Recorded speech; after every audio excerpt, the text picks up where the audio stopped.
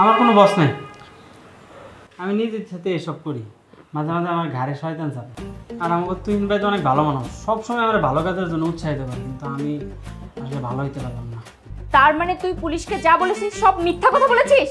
জি madam, কাউকে arrest করতে গেলে ওয়ারেন্ট থাকা লাগে, সত্য মিথ্যা যাচাই করা লাগে।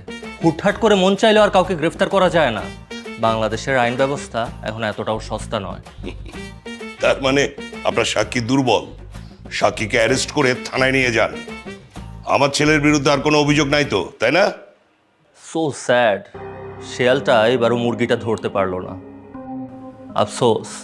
জাহিদ সাহেব, ইয়েস ম্যাম। ওকে থানায় নিয়ে যান। ওকে ম্যাম, চল। সরি স্যার, আমার মিস্টেক হয়েছে। It's okay. আসি স্যার, আসসালামু আলাইকুম। ওয়ালাইকুম সালাম। তার মানে এটাই তোর এক্স গার্লফ্রেন্ড? হ্যাঁ বাবা। বুঝলাম। যাক, ভালোই হলো। এবার অন্তত তুই ঠিকভাবে চলবি।